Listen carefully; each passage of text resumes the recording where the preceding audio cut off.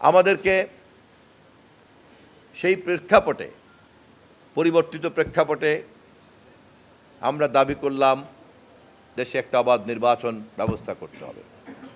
আমরা লক্ষ্য করলাম একদল লোক নির্বাচনকে ষড়যন্ত্রের গলিতে ঢুকিয়ে দিতে চায়, নির্বাচনবিহীন পরিস্থিতিকে প্রলম্বিত করতে চায়, অনির্বাচিত সরকারকে প্রলম্বিত করতে চায়, জনগণের মালিকানাধীন সরকারের সমস্ত ধরনের ক্ষমতা তারা অনির্বাচিতরা কুক্ষিগত করে ভোগ করতে চায় এবং কখনো কখনো দেখলাম বিভিন্ন রাষ্ট্রের সঙ্গে তাদের এখতিয়ার না থাকা সত্ত্বেও তারা চুক্তিতে আবদ্ধ হতে শুরু করেছে। আমাদের নেতা দেশনায়ক তারেক রহমান স্পষ্ট বলে দিয়েছেন, অবিলম্বে নির্বাচন দিতে হবে। প্রধান উপদেষ্টা নির্বাচনের ব্যাপারে দ্বিধাদ্বন্দ্ব থাকলেও লন্ডনে গিয়ে আমাদের নেতাদের সঙ্গে দেখা করে নির্বাচনের রোডম্যাপ তৈরি করেছিলেন। সেই রোডম্যাপ অনুযায়ী আমাদের দেশে নির্বাচন হয়েছে। সেভয় একদম আম সরবে, ইফতারে হোক ঠান্ডা ঠান্ডা আম। এমনি সময় বৈষম্যবিরোধী ছাত্র আন্দোলন একটা দেশলাইয়ের কাঠির ভূমিকা পালন করেছে। বারুদের তুলনায় দেশলাইয়ের কাঠি খুবই ছোট, কিন্তু কোনো বারুদই বিস্ফোরণ ঘটবে না যদি দেশলাইয়ের কাঠি দিয়ে আগুন সংযোগ না করা যায়। অতএব সম্মান জানাই যারা সেই দিন এই বিস্ফোরণে দেশলাইয়ের দায়িত্ব পালন করেছে, সেই আমার স্নেহাস্পদ বৈষম্যবিরোধী ছাত্র আন্দোলনের নেতৃবৃন্দকে।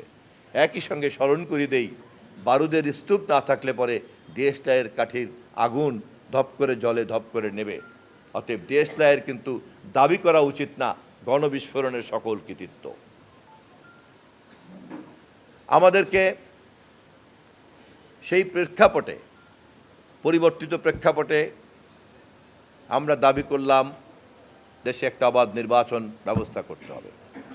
আমরা লক্ষ্য করলাম একদল লোক নির্বাচনকে ষড়যন্ত্রের গলিতে ঢুকিয়ে দিতে চায়, নির্বাচনবিহীন পরিস্থিতিকে প্রলম্বিত করতে চায়, অনির্বাচিত সরকারকে প্রলম্বিত করতে চায়, জনগণের মালিকানাধীন সরকারের সমস্ত ধরনের ক্ষমতা তারা অনির্বাচিতরা কুক্ষিগত করে ভোগ করতে চায় এবং কখনো কখনো দেখলাম বিভিন্ন রাষ্ট্রের সঙ্গে তাদের এখতিয়ার না থাকা সত্ত্বেও তারা চুক্তিতে আবদ্ধ হতে শুরু করেছে।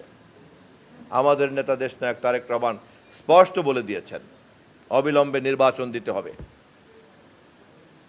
প্রধান উপদেষ্টা নির্বাচনের ব্যাপারে দ্বিধাদ্বন্দ্ব থাকলেও লন্ডনে গিয়ে আমাদের নেতাদের সঙ্গে দেখা করে নির্বাচনের রোডম্যাপ তৈরি করেছিলেন।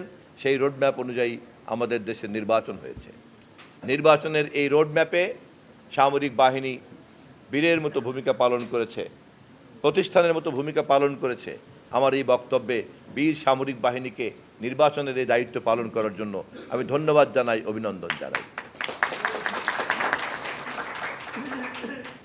এই পর্ব শেষ করে আজ আমরা নির্বাচিত সরকারের দায়িত্ব নিয়ে সেই সরকারের একজন মন্ত্রী হিসাবে বেগম খালেদা জিয়ার স্মৃতি চর্চা করতে আপনাদের মাঝে উপস্থিত হয়েছি। আমাদের এই পুরো যাত্রা পথে বেগম খালেদা জিয়ার অবদানকে আমরা কোনোদিন ভুলতে পারবো না। মৃত্যুর আগ মুহূর্ত পর্যন্ত বেগম খালেদা জিয়ার ওজন অনেকে জানতেন না। আমাদের কাছে প্রমাণ হয়ে গিয়েছে ক্ষমতাসীন বেগম খালেদার চাইতে ক্ষমতাহীন খালেদা জিয়া অনেক শক্তিশালী।